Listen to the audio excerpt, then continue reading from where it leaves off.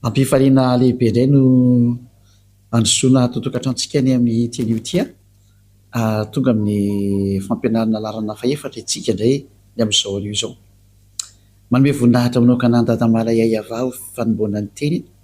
miarahaba ny Dadamala Iayava zany ary miarahaba manokana koa ny Joshua ary manono ny hatsarany Joshua amintsika rehetra izay efa manaraka ato an-tokantrano dia mirahazo antsika samy hotahiny Joshua eo ampanomboan'ny teny sy ny fampianarana izany. Dia mamerina ny fiarabana antsika rehetra ato an-tokantrano indray ny tena koa ny ambassadeur-ny Joshua Eliano mandroso ato an-tokantranontsika ny amin'izao anio izao larana faefatra moa ny fampianarantsika ny amin'ny teny ity ary matoka fa samy mihaino sy manaraka ny fampianarana adolontsika ny amin'ny zao anio izao ny amin'izay aloha teny izay hoe mpamina ny Israeliana ihany no azo ianona teny sy arahina. Hoy ny Andriamanitra Abrahama, ny ankoatran'izay dia tsisy izy intsony zany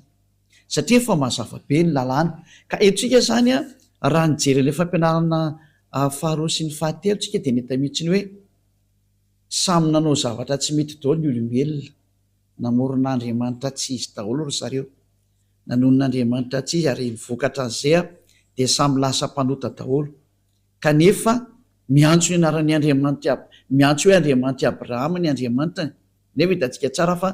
raha tena Andriamanitra Abrahama zany miaraka aminao dia tsy manota mihitsy ny ianao.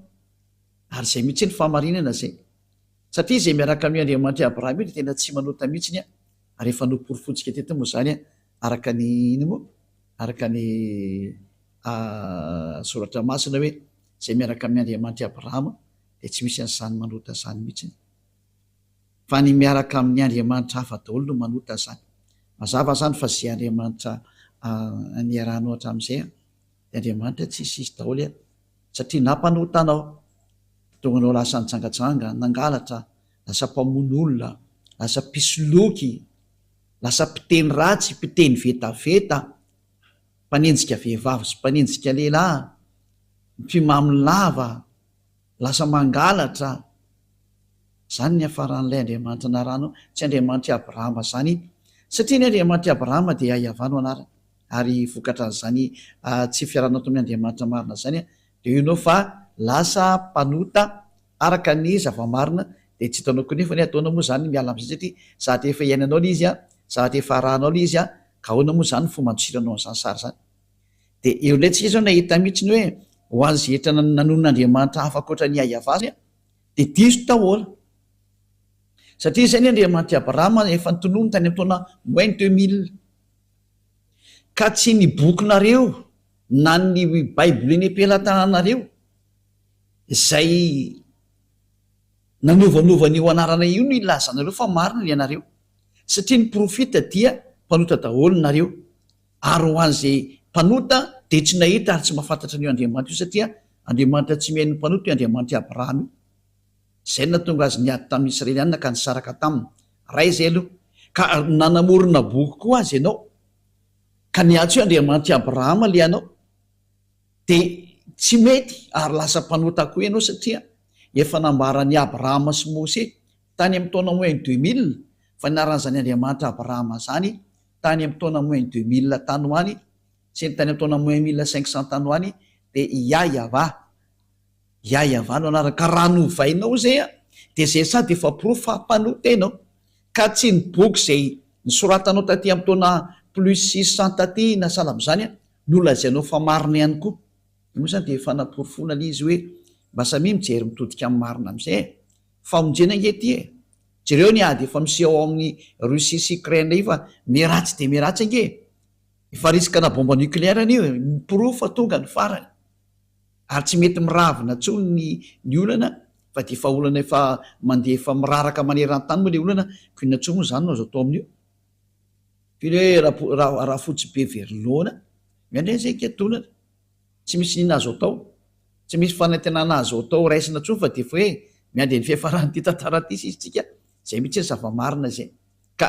mbola hijery ny toy ny teny antsika noho ny amin'izany rehetrarehetra zany dia mbola jerevantsika foana hoe inandray zany ny tohiny zany de zao indray ny toy zany rehefa diso zany io anarana io a diso hatrany amin'ny bokinao a atria nyporofona le anarana fa diso nyporofona ny bokina rehetrarehetra fa diso daholo ka rehefa diso moa zany de inona ntsony moa zany no antenay fa de tena lasa nakany amin'ny lalan-diso daholo zany ny olombelona tsy olo tsy ilay Andriamanitra Abrahama no tompo inao fa zavatra hafa mihitsy de hijerindray tsika ny mikasika ny amin'le hoe iza ny mpamina ny tokony hoarahana amin'izao andro farana zao de aleo tsika hijery ny lalàna indray fa ny didy folo sy lalàna Mose nefany a de efa nampianariko atsika fa natokana manokana ho any zareo zanaky Israely ka raha voalalàna mivoaka avy ao anatin'ny tenin'ny Mose zany a de natokana ho an'ny zanaky Israely zany teny zany tsy natokana ho an'ny efa firenena mihitsy fa natokana ho an'ny zanaky Israely daholo avy atsika no ny teny a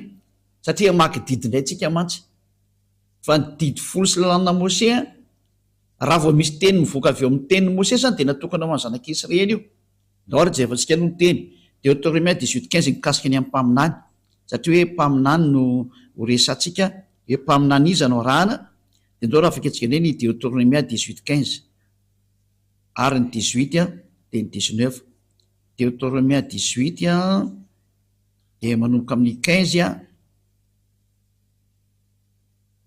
de ny 18 de ny 19 mpaminany avy eo aminao de avy amin'ny rahalahinao tahaka hay no atsangany avahandriamanitra ao a ho anao izy no henonareo eo zany ny tenin'Andriamanitra hoe mpaminany iza no henona ary mpaminany avy aiza de mpaminany avy eo aminao zany hoe avy eo amin'ny Israelina dika zany de avy amin'ny rahalahinao zany hoe rahalahy Israelianina ny Mose zany le izy zany hoe Israelianina zany ty rahalahy ty satria zareo no nomena an'ilay lalàna araka nefa nampianariko atsika hoe natokana ho an'zareo Israelianina io io lalàna sy didy folo io ka ito zao tenin'ny dada Iava lay didy sy lalàna nomena azy a de natokana ho an'ny zanaky Israely amafitsika eo ny 9:20 zao no voalaza mpaminany no atsangako azy avy amin'ny rahalahiny tahaka anao ka ataoko ambavany ny teniko zany hoe tena misy teny apetraka ambavan'ireny mpaminany ireny zany a de ho lazainy aminy zay rehetra andidiko azy de lazainy ty mpaminany ty amin'ny Israelianina zay rehetra didiny Iava ka zay rehetra tsy mihaino ny teniko zay ho lazainy amin'ny anarako de izany ho tsara azy na izany iza zany tsy mihaino ny teniny zany mpaminany zany satria dada Iava no miteny aminazy a de Andriamanitra mihitsy no tsara azy zava-doza zany ho tsaren'Andriamanitra vela teny Andriamanitra Abrahama zany aza mity bingo am'izany fa zavatra danger be ho anao mihitsy zany de iza ary ty resana ty hoe mpaminany no atsangako azy avy amin'ny rahalahiny takanao iza le rahalahiny namoaka lalàna satria misy mieritreritra fa olo-kafa ty rahalahiny Israelianina ty de namoaka didy ny Andriamanitra Abrahama fa ity lalàna nomen'Andriamanitra ty a de natokana ho any zanaky Israely rery ihany tsy nomena ny hafa firenena mihitsy ny io ka noho izany zany a ilay rahalahy resany eto zany a de ho an'zareo Israelianina ihany rahalahandry Mose io zany zany hoe avy ohatrany hoe mpirahalahy zany e izy mirahalahy avy zany dikan'izay zany hoe avy amin'ny Israelianina dikan'izany zany resaka lazainy zany zany hoe le mpaminany zany dia tsy maintsy Israelianina daholo afaka itsika raha ny lalàna ao bokin'ny Salamo 147 a 19:20 Salamo 147 a 19:20 milaza ny teniny amin'ny Jakôba izy ary ny didiny sy ny fitsipiny tamin'ny Israely mazava-be le olona nomena le didy folo sy lalàna Mose ty zany a de natokana ho an'ny Jakôba ho an'ny Israely ihany ka Jakôba moa tsy izy fa Israely ihany ary natokana ho an'zareo Israeliana ihany zany io teny io ka raha ny teny zany bokon'ny Deutéronome hoe mpaminany avy ao aminao de avy amin'ny rahalahinao takana de avy amin'ny Israelianina ny dikan'izay satria natokana ho an'ny Israelianina io teny io fa tsy ho an'ny hafa firenena mihitsy 20 manamarina an'izany tsy nanao toy izany tamin'izay firenena hafa izy zany hoe tsy hidiran'ny hafa firenena mihitsy zany resaka lalàna ny Mose ka hitsofotsofoan'ny hafa firenena zany hoe am'izao teny zao a de voatsipaka mariny rano ny hafa firenena hoe tsy mahazo manao mpaminany ianao ka an'olo tena hoe za dia mpaminany Yahva Andriamanitra Abrahama satria ny Andriamanitra Abrahama de mametraka lalàna mihitsiny hoe tsy nomena anao hafa firenena zany didifolo sy lalàna Mose zany ka ianao ny hitsofoka ao anatin'lay hoe ho lasa mpaminany Israelianina fa ny mahazo mitsofoka ho isan'ny mpaminany Israelianina miara-dia amin'ny Andriamanitra Abrahama de namohan'ny Mose didy hoe araka ny didin'io Andriamanitra Abrahama io mihitsy nanao hoe tsy nomenanao hafa firenena zany noho zany tsy mahazo miditra ao ianao hafa firenena dikan'izany ho antsika rehetra zay meno an'le teny tsy mahazo miditra ao ianao dikan'izany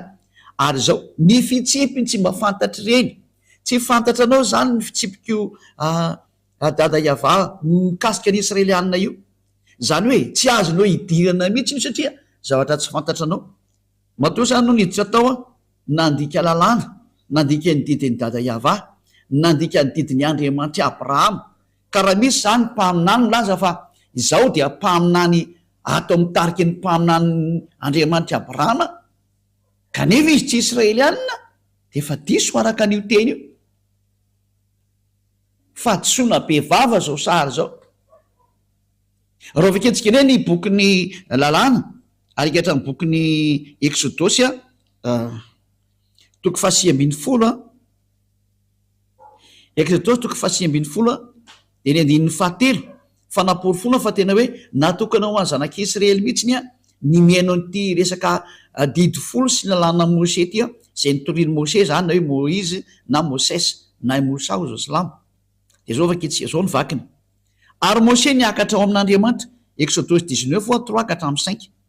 de niantso azy Yahva tao an-tendrombohitra ka nanao hoe izao no lazainao amin'ny taranak'i Jakoba sy ambaranao amin'ny zanak'Israely mbola voalaza mihitsy zany fa natokana ho an'ny taranak'i Jakoba sy ambaranao amin'ny zanak'Israely ty resaka didy folo sy lalàna Mose ty ianareo efa nahita zay nataoko tamin'ny Egiptiana zay nitondrako anareo tamin'ny atriny voromahery ary nampankanesako anareo aty amiko ko ankehitriny raha iain'ny feoko tokoa ary ianareo ka hitandrina ny fanekeko de ho rakitra soa mihoatra noho ny firina rehetra ianareo fa ay ny tany rehetra eto zany ny teny de hoe tandremo ary le fanekeko ka ny mitandrina ny fanekeko de nitsindrina mafa ho any zanak'Israely irery tsy natokana ho any hafa firenena mihitsy za fa natokana ho any zanak'Israely irery ka izany teny zany zany de manino miteny mivantana amitsika mihitsy fa tena hoe tsy mety mihitsiny ny hafa firenena miditra ao ary tsy azo hidirany hafa firenena mihitsiny ao indrindra fa zany resaka hoe mpaminany zany de tsy mahazo miditra ho mpaminany Andriamanitra Abrahama mihitsy ianao raha vao tsy Israelianina lalàna navoaka ny Andriamanitra Abrahama zany tamin'ny alalan'ny Mose zay efa niona taminy ary niaraka taminy ka ny Andriamanitra Mose zay Andriamanitra Abrahama mihitsy no teny hoe tsy mahazo miditra ao mihitsy ny hafa firenena tsy azo atao mpaminany zany ny Amerikana na Anglisy na Frantsay na Afrikana na Arabo na Sinoa na Australiana nizaniza fa Israelianina irery ihany no mahazo atao hoe mpaminany araka ny lalàna navoaka ny Andriamanitra i Abrahama io zany ka eo indrindra zany mazava zany zay fa raha vao tsy mpaminany Israelianina de tsy mety de tsy ianao zany mandinika eo izy le mpaminaninao samy mieritreritra samy mandinika ny azy fa mazava ny lalàna hoe rehefa tsy Israelianina io de tsy izy io lalàna zany ary tsy azonao toerina mihitsy zany satria Andriamanitra Abrahama mihitsy namoaka an'io didy io io zany rehefa tsy Israelianina le mpaminany arahanao de faute ianao ary mpanoty ianao mpandika lalàna ianao de ianao le iarany atezerana io dada Yahva io mihitsy satria tsy meny mpanota zany io zany hoe diso adresy ianao voafitaka ianao zany dika an'izay mahitsy be le teny io niarantsika nijery samy miara-mahita atsika afaka jerevanao atrio anatin'ny bokyny Sefer Torah io vaketsika io any amin'ny bokyny Torah zany Exodosy zany gala Shemot ny dikan'izany de mazava be io teny io zao mpaminany Israelianina ka eo am'izay mpaminany Israelianina zay izy ara no mpaminany farany tao Israelina iza no mpaminany farany ny mpaminany farany tao Israel de tsisa fa Yahosoa. Io lay tena mpaminany farany a Yahosoa no anarany, ary voaporofo mihitsy zay teny zay araka ny boky tany Israel, ny boky tany Israel mihitsy nanamarina fa tena mpaminany zany Yahosoa zany. Io lay nivainy zareo anarana hoe Jesosy na Jesoa, zay grika zany anarana zany, ary navainy zay zao le ho an'lay miantso an'izany Jesosy zany. Ho an'ny silamo ndray misy de miantso hoe Isa, fa tsy Isa zany anarany fa Yahosoa. Reny le fandikana teny diso daholo reny, de samy nanovanova daholo mihitsy ny olombelona, fa ny mpaminany farany ny anarany de antsoina hoe Yahosoa. Ary zay miaraka amin'ny mpaminany farany io dia tsy manota intsony, satria io mpaminany farany io no nomeny io Andriamanitra Abrahama io ny lalàna sy ny didy. Andao ro jerevantsika araka ny tantara tao Israel, fa tena mpaminany zany, ka zareo Israeliana no mamaritra ny mpaminany eo aminazy sy ny tsy mpaminany eo aminazy, fa tsy ny mpitondra fivavahana akoriny, fa ny vahoaka no mahafantatra hoe mpaminany io na tsy mpaminany. Ka raha vao mpaminany olona anakay kosa ny vahoaka de tsisy mahazo mikitika an'izy satria izy no mitondra teny. Ka mazava ho azy moa ny zavatra nataon'izany Yahosoa zany tao Israel, tena fanehoana ny hery sy ny fahefana, de izy ny mpaminany farany araka ny voalaza ny boky tany Israel ndreny jerevantsika. Ary nitsy nanoloatra an'ireo boky reo de reo no jerevantsika hoe mpaminany ve izy. Izy moa tsy milaza fa mpaminany tokoa izy, de ny olona tsy mahay ny tantarany Israeliana no tena tsy mpaminany. Ary mbola hitantsika ihany zany amin'ny tenin'ireo any Israel, de zay niaraka tamin'ireo mpaminany reo de lay mpaminany antsoina hoe Yahosoa. Nanana mpianatra izy, ary tao amin'ny tantaran'ny mpianatra no nahitana zany histoira zany hoe mpaminany io Yahosoa io. Ary io no henonareo, ary ny hainao azy tokoa ny vahoaka Israeliana, ny hainony fampianaran'izany Yahosoa zany ny vahoaka Israeliana, ary amin'ny manarivorivo mihitsy nanaraka anazy teny an-dalana teny. Saingy ny alina moa le mpitondra fivavahana jiosy de ny vonoany, ny jiosy natao Israeliana de ny vonoany. Ka ho jerevantsika ao anatin'ny soratra masina jiosy, satria ao amin'ny jiosy ihany tsika maka an'le tantara zany. De ao amin'ny soratra masina jiosy ndray misy le teo testamenta vaovao ka mitantara n'ity Yahosoa ty zay testamenta vaovao zay. De ny testamenta vaovao mihitsy ny anaran'lay mitondra anazy de atao hoe Yahosoa. De ao anatin'io boky io no ahitana ny tantaran'lay mpaminany farany atao hoe Yahosoa. De ho jerevantsika izay tantara zay fa voalaza atao anatin'io boky io mihitsy fa tena mpaminany hoe ny vahoaka Israeliana, ny vahoaka Israeliana mihitsy no miteny fa mpaminany izy, ary be de be mihitsy ny anaraka anazy satria tao no nositrany, mahiratra ny jamo, misy maty natsangany, ny kilemaina natsangany, ny marena nataony eno, ny mona nataony teny, be de be ny marary nositrany, ny misy devoly navoakany daoly ary lasa sitrana daoly. De zany tantara zany voarakitra ohatrany boky ny jiosy zay mirakitra ny tantarany mpaminany. Andao afaka itsika mikasika amin'izay hoe mpaminany marina ve ity atao Yahosoa ty araka ny boky ny jiosy ihany. Andao jerevantsika zay sary zay. Oharantsika kely ny teny araka ny somary morejereketsika toko sy ndininy aloha. Ho jerevantsika ao amin'ny iza moa zany Matthieu 21:11, Matthieu 21:11 de ny 46. Jerevantsika vetivety izy ao tsika tokantrano. Matthieu 21:11 to zany bokyny jiosy, bokyny jiosy to ndraisantsika tony zany. Alovaka itsika amin'noko amin'ny 10 de ny faraka ambin'ny 10. Ary no tafiditra tany Jerosalema izy. Matthieu 21:10 de ny 11. De niorakoraka ny tanàna rehetra ka nanao hoe iza moa izao, ary ny vahoaka nilaza hoe izao no Yahosoa mpaminany zay avy any Nazareta any Galily. Zay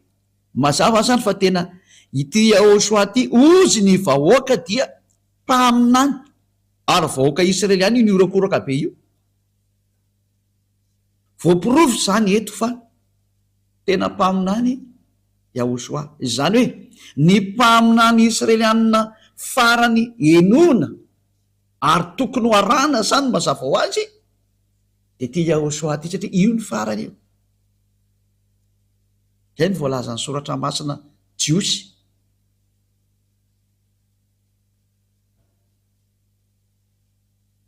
Mahitsy be mihitsy ny teny hoe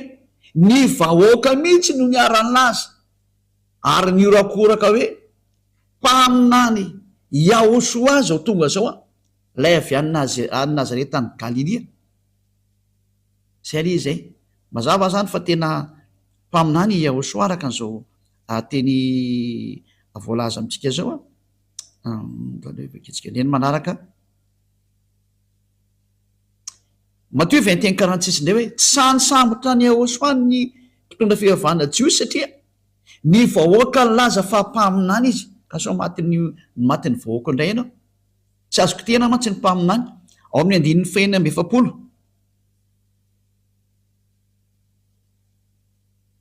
Matthieu 21:46 de ny tambotra isambotra ny Yahosoa izy saingy natahotra ny vahoaka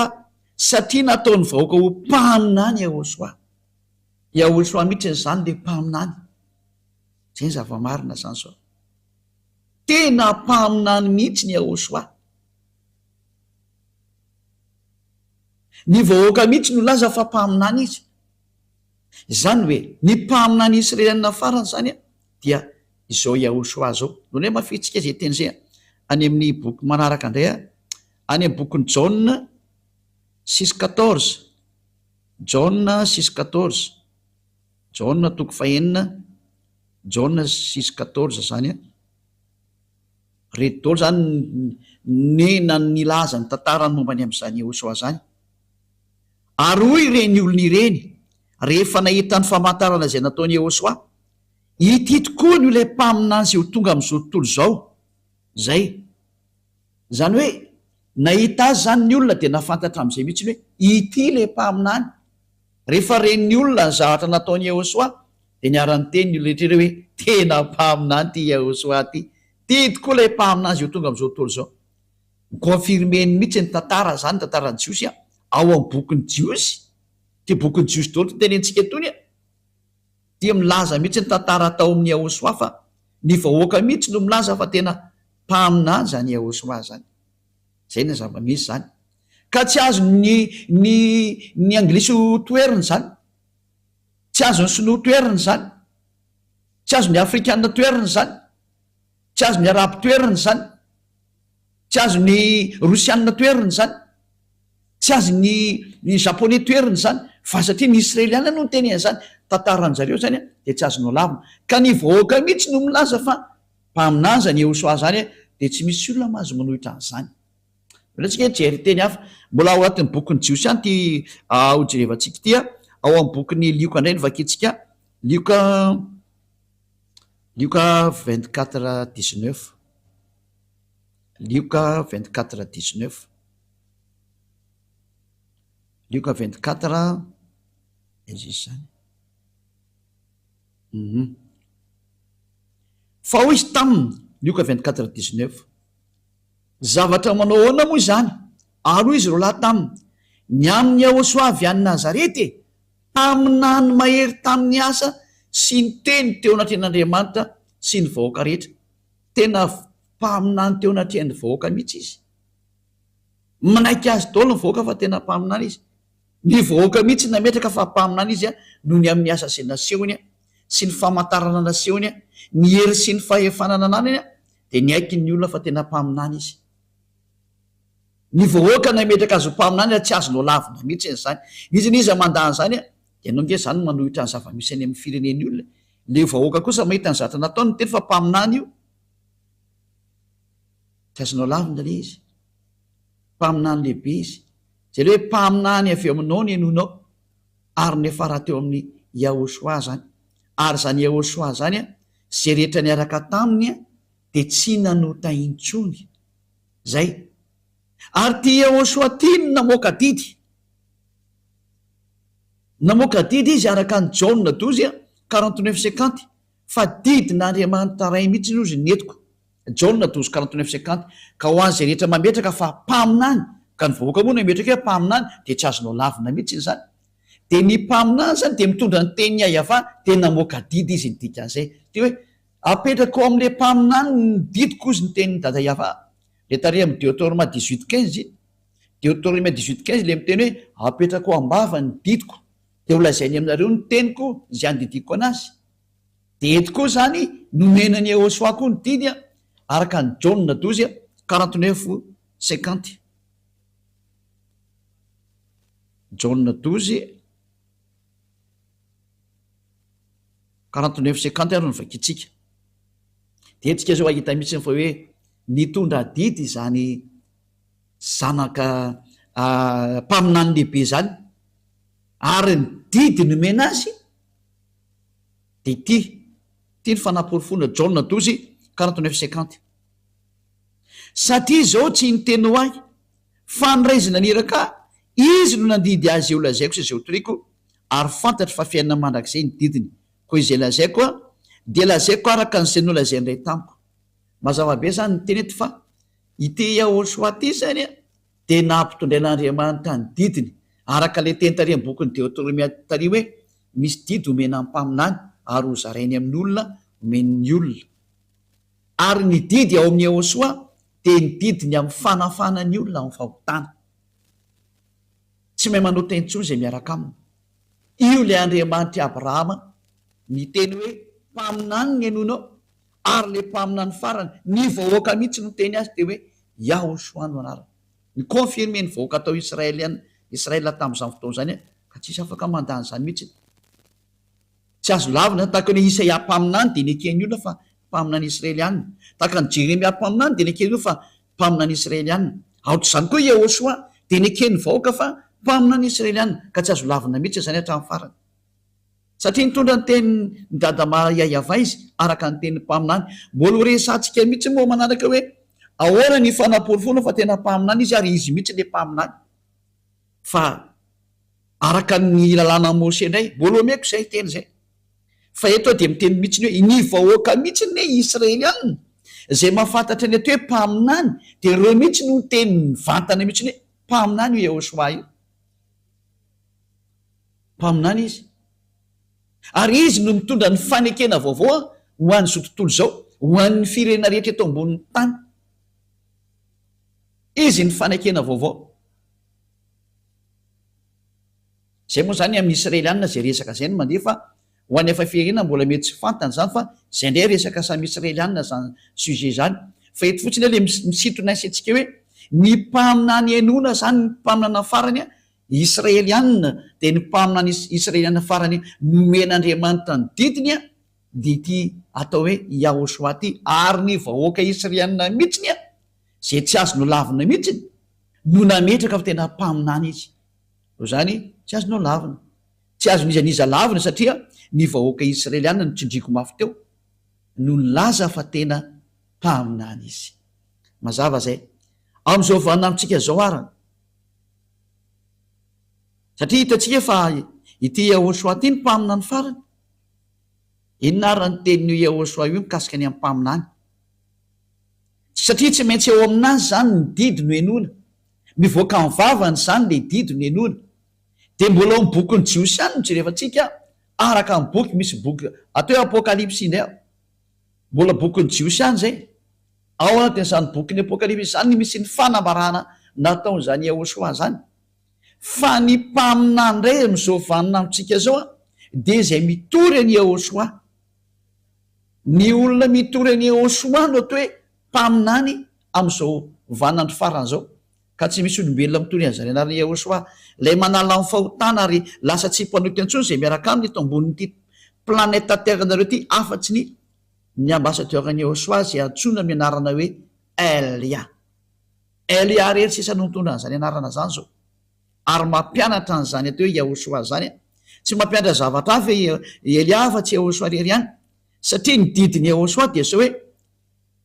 araka ny didin'io Andriamanitra Abrahama io taminazy Andriamanitra Abrahama no nyteny taminy hoe zao ny lalàna apokalipsy 19:10 fa ny filazanany Yehosoa ao am'izay milaza ny Yehosoa zay ao indray ny fanahny faminaniana no mandeha didy vaovaonay zany hoe maninona ny lasa ohatran'izany satria hitodika ho any amin'ny jentilisa indray Andriamanitra de Andriamanitra Abrahama io todika ho any amin'ny jentilisa izy a de lozika be zay mitory any Yehosoa indray makany amin'ny jentilisa any no misy any fanahny faminaniana de zao hitanareo eto amin'ity fampianarana mivoaka ity zao Apocalypse 19:10 ary zay ny amaranantsika anazy androany fo kely ny fampianarana tamin'ny teny io ity fa tsy maninona zany nefany satria tsy koa ny mapety anazy Apocalypse 19:10 Apocalypse 19:10 dia ny akohoka teo amin'ny tongony eo mba hivavaka aminy ary izy tamiko tandremo aza manao an'izao anao fa mpanompo namanao ihany aho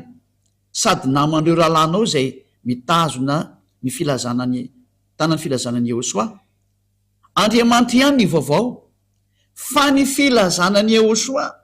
no fanahny faminaniana zany hoe ny olona milaza ny Yehosoa zany de zao ataony ambassadeur-ny Yehosoa Elia zao ataony Elia zao zany no proof fa mandeha indray ny fanahny faminaniana ao amin'ny Yehosoa mantsy ilay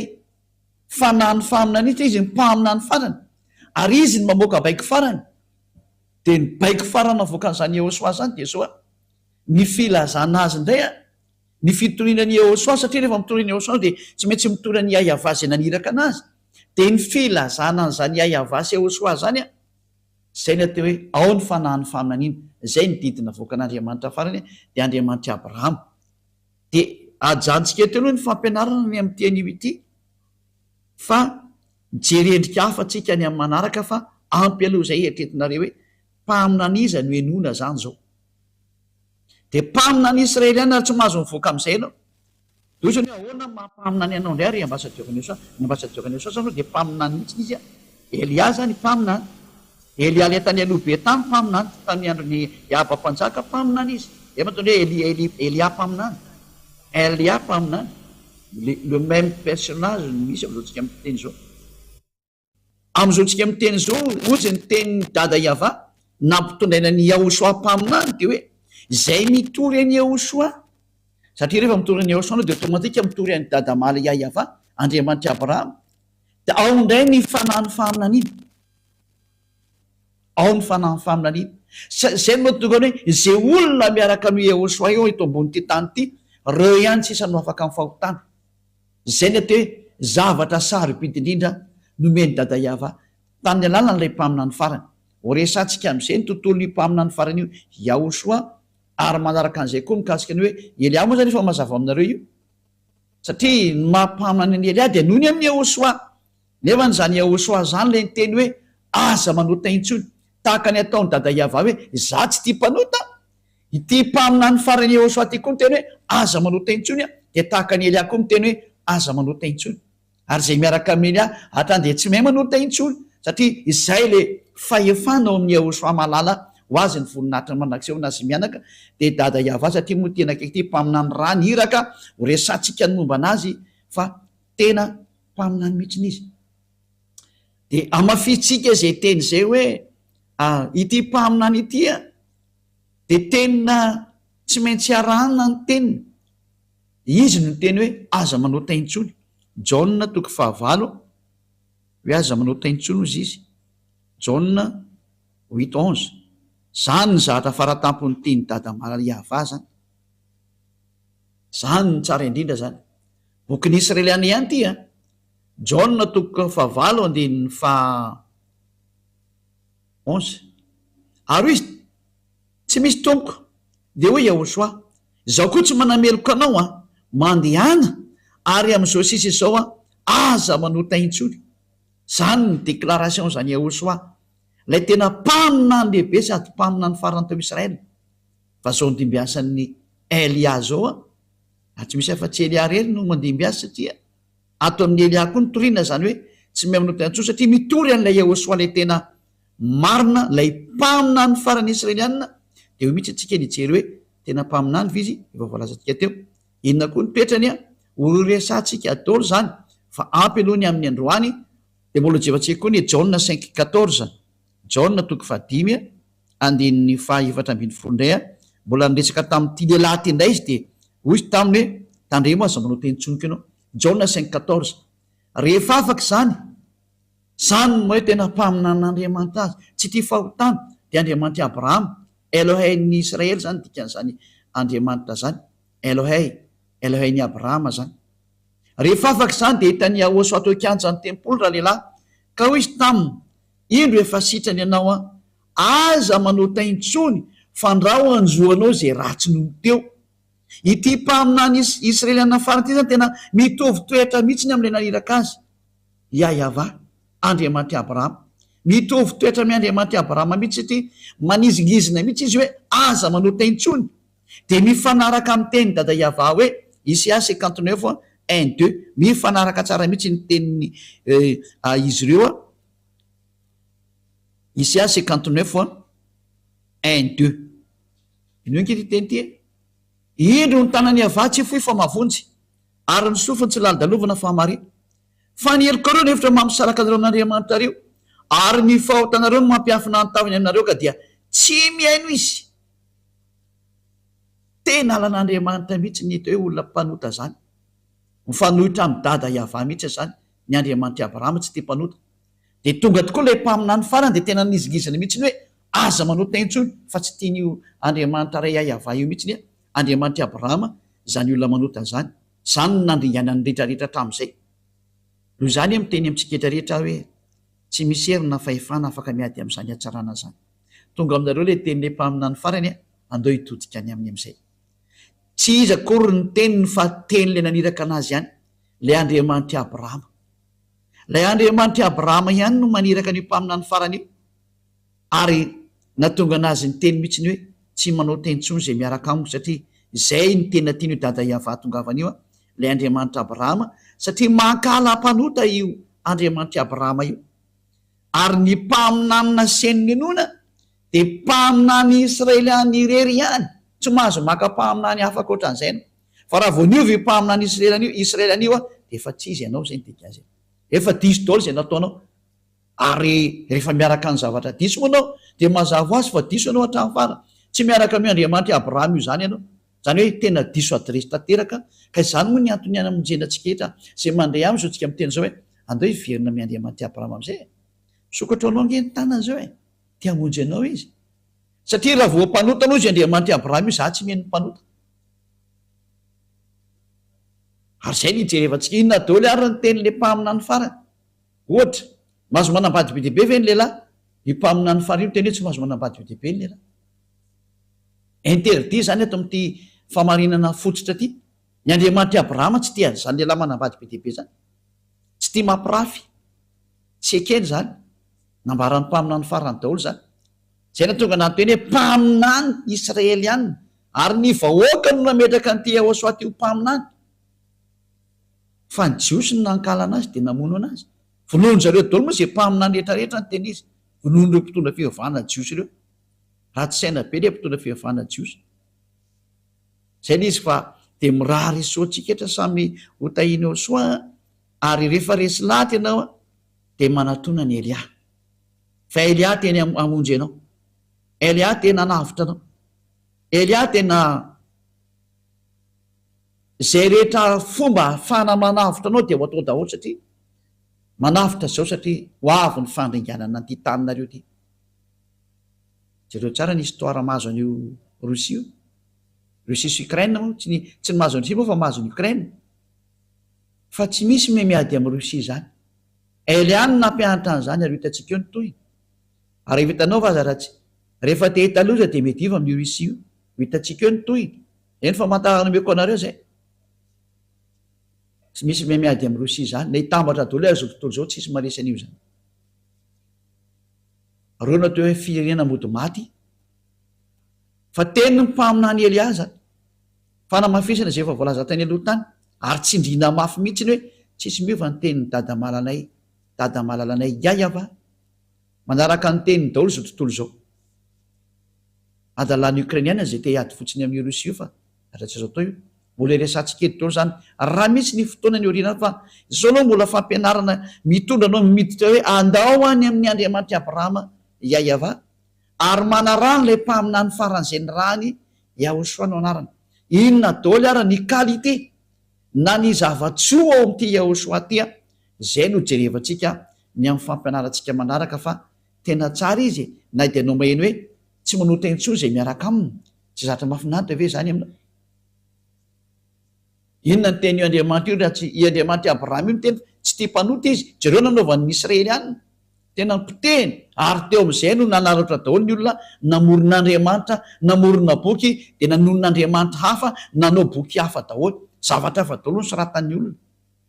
Indrisy mampaneno zany sary zany, tonga Elia merina zao tontolo zao, iverina amin'io Yahava io, dia teny ianao reny zany merina zao tontolo zao, dao anampy anahy, ampio fotsiny ary rehefa fantatra fa marina ny teny, dao tsika hiaraka, manoana ianao ny dikan'izay. Raha tianao zany ho afaka ny fahotana zany hoe ary tena mba tianao zany Andriamanitra Abrahama zany aza manakana ny tenanao andeha ao anatin'ny marina. Aleo ny tenanao andeha ao anatin'ny marina amin'izay, ampio ny lalana ny marina. Fa sambatra zany aty hoe afaka ny fahotana zany ny zavatra mahafinaritra sy mahasambatra be zany hoe afaka ny fahotana. Zany ve tsy mba irinao? Zavatra tokony irinana e zany. Ka tsy mahafaly anao ve mahita ny olona miverina amin'ny Andriamanitra marina? Fa voafitaka daholo izy zao tontolo zao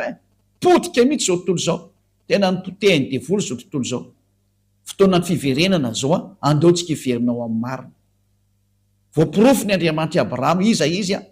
voapirofo ny toetrana fa tsy te fahotana izy zay nanapotehany Israely anina, ary mpamina ny rehetra dia niteny daholo hoe tsy te fahotana izy. Nina mpamina ny farany nambara araka lalàna Mose, Mose zay miaraka amin'ny Andriamanitra Abrahama ihany Yahava no anarany.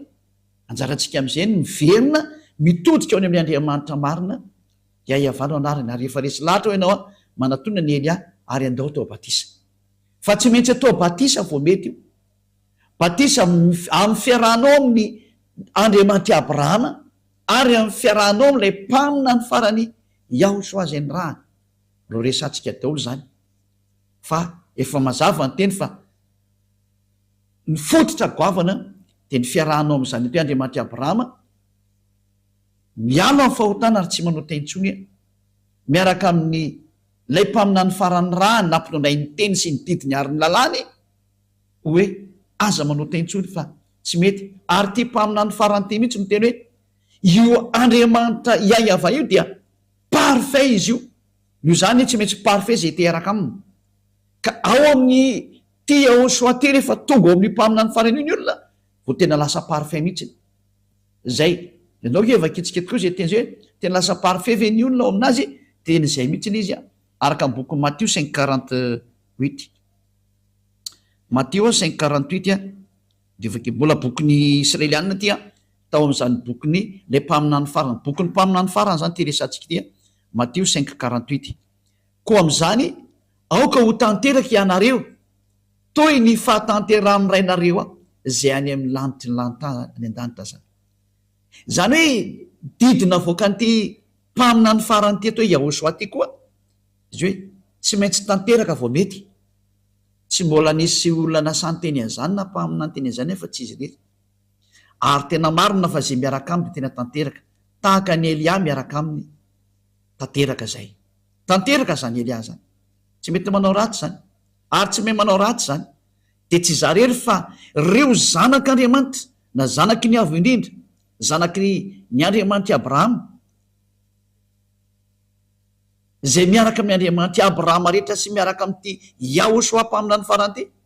dia tena lasa tsy manota intsony, tena tsy manota intsony mihitsy. Ao ny parfait zany ka tena Andriamanitra zany, le Andriamanitra i Abrahama zay le nitadiavy le tena olona tonga lafatra tanteraka tsy manota intsony rehefa tena tafaraka amin'io Andriamanitra i Abrahama araka zao nampianariko zao anao dia miaraka amin'ilay mpamina ny farany zay nyteneniny Yahosoa dia tena tsy manota intsony ianao fa marina zany teny zany. Tsy te mpanota io Andriamanitra Abrahama io, tsy te fahotana izy. Zay ny famaranako ny teny koa dia mirary soa antsika rehetra ho tonga soa ty amin'ny Yahosoa dia ho tonga soa ty amin'ny dada mala Yahava Andriamanitra Abrahama. Ndao hiverina daholo, ndao hitodika any amin'ilay mpamina ny farany. zay nampitondraina teny Yahosoa no anarany, ary izy no milaza io Yahosoa iny no teny farany mpamina ny Isaiana fa teny izy hoe zay mitory any Yahosoa rery ihany, zay ihany manana ny fanahy faminany iny, ka tsy misy nitory sy nampianatra zany Yahosoa sy ny momba azy zany teto afa-tsy Elia rery ihany, zay no mampamina ny farany any Elia ary tsy misy tsony kaorianany Elia. Mirary soanao tonga amin'ny fitiavana an'ilay Andriamanitra Abrahama ty avy any amin'ny daholo ny fototra an'io. Andriamanitra Abrahama daholo ny fototra an'izao famarinana zao, ary tao amin'ny bokyny Israeliana daholo nakatsika an'izao tsy misy bokyny malagasy ty na bokyny anglisy na bokyny Amerikana fa bokyny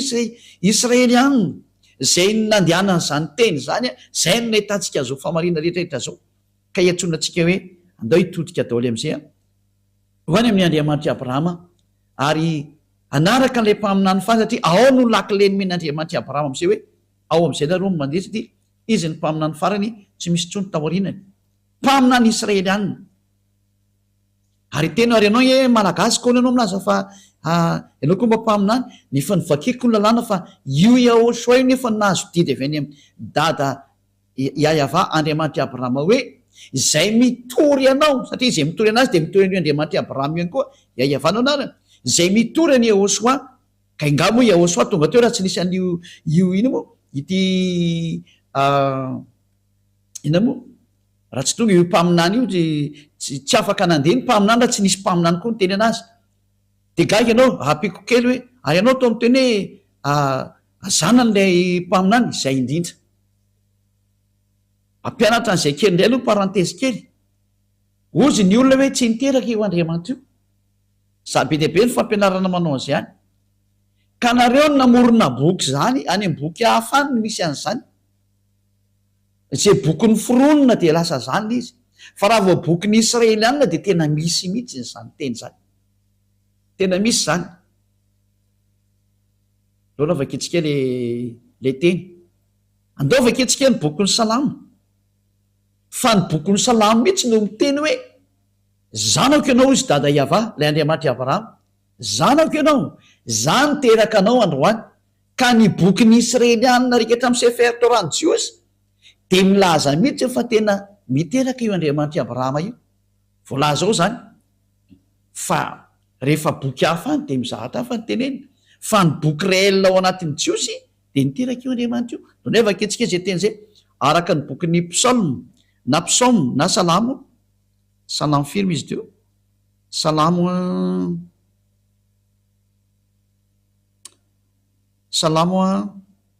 2:7, salamo 2:7, salamo 2:7,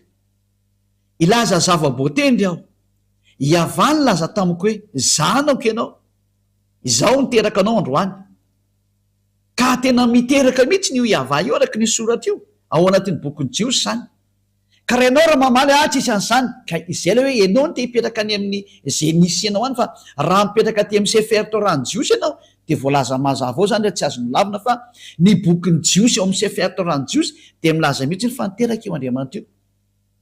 Fizinay tsy miteraka ohatry ny vehivavy miteraka, zay moa koa madiso ny olona anay zay, fa niteraka araka ny teny, raha niteraka zany izy an'ity Yahosoa ty de naterany tamin'ny teny, ka raha Yahosoa ny resana zany de io mihitsy ilay naterany io, ary zay no mahatonga antsika hijery an'izay hoe tena zanany mihitsy io. Donay antsika bojery boky salamo 2:20, salamo 82:6, donay antsika hijery boky anankiray ola ny bokyny salamo ihany, salamo 82:6, hoy izao Andriamanitra ianareo ary zanaky ny avo indrindra ianareo rehetra, miteraka zany Andriamanitra ny dikan'izany, satria misy zanaky ny avo indrindra ary le zanany nataony hoe Andriamanitra ianareo, miteraka zany io Andriamanitra io ny dikan'izay ao amin'ny bokyny Jiosy, any amin'ny bokyny salamo, ka tsy azonao lavina koa zany satria ao anatin'ny bokyny Jiosy zany le Andriamanitra Abrahama ny teny zany mihitsy. Fizinay hoa tsy niteraka ohatry ny vehivavy miteraka fa araka ny teny, de zay nahatonga n'ilay mpaminany ny teny hoe tamin'ny voalohany teny ary ny teny tao amin'Andriamanitra ary ny teny de Andriamanitra, izy de atao amin'Andriamanitra hatramin'ny voalohany. Zany hoe ty Yehosoa ty zany araka ny nampianariny Yehosoa io de tsy nateraka oatra ny vehivavy ateraka fa nateraka tamin'ny teny. Raha vao ny teny zany io Andriamanitra Abraham io tamin'ny namorona zao tontolo zao, de iny teny iny no atao hoe Yahosoa zay, fa tsy nateraka oatra vehivavy miteraka, fa ny fiteraka an'Andriamanitra zany ao amin'ny teny izy no niteraka. Vaketsika ny Jaona atoko voalohany zany bokyny jiosy daholo miteny an'izany Jaona atoko voalohany andininy voalohany. Tamin'ny voalohany teny, ary ny teny tao amin'Andriamanitra, ary ny teny dia Andriamanitra. Izy de tao amin'Andriamanitra tamin'ny voalohany, ary izy no nahariana ny zavatra rehetra, ary raha tsy izy de tsisy nahariana zao zavatra ary zao na idea iray aza. Ao amin'ny bokyny jiosy zany de ny bokin'ilay mpamina ny farany Yahosoa, de izy mihitsy no laza fa izy de tamin'ny voalohany, ary ny teny izay tao amin'Andriamanitra, ary ny teny de Andriamanitra. Bokyny jiosy daholo miteny an'izany. Jerevantsika tary amin'ny bokin'ny Sefer Torah-ny jiosy tany aloha de milaza mihitsy fa niteraka Andriamanitra, ary zany teraka anao izy androany, tsy azo lavina mihitsy izy zay, tena nisy zany zavatra zany. Ary ilay fiterana kory oatra vehivavy miteraka, fa io voalaza io hoe tamin'ny voalohany teny, ary ny teny tao amin'Andriamanitra, ary ny teny de Andriamanitra, ary izy de tao amin'Andriamanitra tamin'ny voalohany. Ka rehefa nivoaka zany le teny, de inona teo niteraka izy tamin'ilay io Andriamanitra Abrahama ny teny, de iny teny iny natao hoe zanany, ary zay zanan'izay natao hoe Yahosoa. Ary lay teny izy de tonga nofo kanonona tamintsika, zay ny voalaza zany. Ka mbola ho anaporo fa tsika lava be mikasika any am'izay, fa inatsoa moa ny valinao am'izany teny zany, fa mazava iny izy satria ilay mpaminany mihitsy no ny teny fa nahazo didy avy any amin'ny dada Yava izy, ary mariny zany. Ary ny bokyny Sefer Torah-ny jiosy eo misalamo ny teny fa tena niteraka io Andriamanitra io, de tsy azonao lavina ny izy. Raha mandany zany de tsy pahanao ny teny'le Andriamanitra Abrahama, satria tany amin'ny jiosy no nahitana anazy. Zay ny tonga antsika nijery an'le hoe boky inona no tokony ho arahana. Rehefa nijery de boky tokony arahana de bokyny jiosy no arahanao, bokyny Israelianina. Noho zany ny famantaranao ny marina rehetra de ao amin'ny bokyny Israelianina, fa tsy any amin'ny bokyny foroporonona ny anananany ohatra, na zay boky mety ambarambaran'olona aminao, fa zay boky tena avy any amin'ny zareo jiosy. Ary zay le fahamarinana hoe niteraka io Andriamanitra io, ka tsy azonao lavina le izy. Ary ty mpamina ny farany ity, zay nampitondray ny teny hoe Yahosoa, de tena zanana ny natera mihitsy noho ny amin'ny teny, fa tsy noho ny hoe niteraka ohatran'ny vehivavy izy tsy ndriko tsara, fa lay rehefa ny teny izy de nataony hoe zanany ny teniny. De ianao tsy afaka mamatsy aty, zay ny teniko amin'Andriamanitra azy, tsy azonao lavina zay zavatra zay. Ary zay ny ty taka ny rehefa namorona izy de mamorona, zay ny Andriamanitra Abrahama azy. Ka ny farany hatreo zany ny teny mazava tsara amintsika rehetra, zay ny fahamarinana. Mazava tsara amintsika rehetra zay ny mikasika an'le hoe Yahosoa mpamina ny farany, sady nambaran'io Andriamanitra io fa tena zanany mihitsy, tena zanany izy. Izy lay teny tao amin'Andriamanitra hatramin'ny voalohany, ary izy no nievian'izao rehetra zao, natateraka ny fahamarinana rehetra ny amin'ny famoronana zany de tao amin'ny daholo, araka nambara lay mpaminany Israelianina farany. Ka raha vao manaiky ianao fa mpaminany Israelianina Yahosoa, hoy ny vahoaka Israelianina, de zanak'Andriamanitra izy, tsy azonao lavina. Izy le zanak'Andriamanitra teneny tarika hatramin'ny bokyny Sefer Torah hoe zanako ianao, zany teraka anao andro. Ka izay olona izay tsy izy fa lay mpaminany farany natao hoe Yahosoa, lay ny teny hoe aza manao taintsony, zany hoe tena mitovy toetra mihitsy nisy lay dadany hoe aza manao taintsony ianao zay. Ary zay niaraka tamin'ny rehetra hatrany de tsisy nantoetsony, fa tena afaka ny fahotana marina ny teny, ny ainga atao anatin'ny bokyny jiosy ray manontolontsika hatrany amin'ny mpamina ny farany Yahosoa no anarany. Ary miporofoky fa tena zanak'Andriamanitra izy, zanako Yava io. De amboariko tsara am'izay ny ahitsiko tsara ny fihevitra anao hoe niteraka Andriamanitra, tsy miteraka ohatran'ny vehivavy sanatria, fa rehefa niteny izy de iny le natao hoe ary niteraka izy. Iny le niteneny hoe za niteraka anao zay. Rehefa tiany zany de zaiko, fa tokony ina kosa ny ary moa anao ho paralelina aminazy ve, ka tsy miady aminy fe anao re zany. Normalina be to hoe zanany ianao, fa tsy hoe paralelina amin'Andriamanitra ianao, fa zanany. Tsara ne zany, tsisy maratsy an'izany mihitsy. ka de nefa izy miporofoka araka ny soatra masina ny jiosy ary zay ninao an'zanitra de afaka mifahotana zay de zay ny antony averiko tsara tsy diko le mandeha hoe natonga atsika hoe boky inona ny tokony ho araha raha ijerin'ny marina ianao mikasika amin'ny andriamanitra abrahama io ary tena ho tafaraka aminy de nomeko hoe arao ny bokyny jiosy sefer torany jiosy tao amin'ny sefer torany jiosy nisy teny hoe de nanteraka eo andriamanitra io ka raha boky hafa anao raha anao de tsisy an'zany fa ny contraire an'zany misy any ko micontrariziko fa raha tena bokyny jiosy ny jirefa anao de niteraka izy meko anao teo ny teny mikasika ny am'zay de zay ny fiarahantsika ndre tam'izao misy io mirary so atsika rehetra samitainao soa ary rehefa resy latinao de manatona ny eliany dao nao batisa fa fotoanany batisa zao afaka miantso anao amin'ny telefona na tsova za tompoko tena atao batisa na anglisy ianao na amerikana na sinoa na japonais na inony ianao na iny ianao afaka miantso ny eliany daholo nareo hoe zay tompoko de tena resy lata mangataka se mbo atao batisa mba tonga avaty anao raha afaka makatimo anao any am 2026 vo misy batisa ty fa ny any amin'ny hafa firena afaka makany elia da tsika ny atao am'izay fa zay hoe fa mandeha io arakaraka rehefa misy de fa mandeha zay fa mandeha elia rehefa misy miantso de mandeha ka tena mitady an'andriamanitra marina anao ary maniry ho any amin'ny fiainana mandrakizay fa ho hita eo foany zany de mirazo tsika samy tenao soa dao atsika ariva afaka sotra petsaka dada malala iaiavany am'izany teny rehetra zany fa tena fitiavany zany ary tena famonjena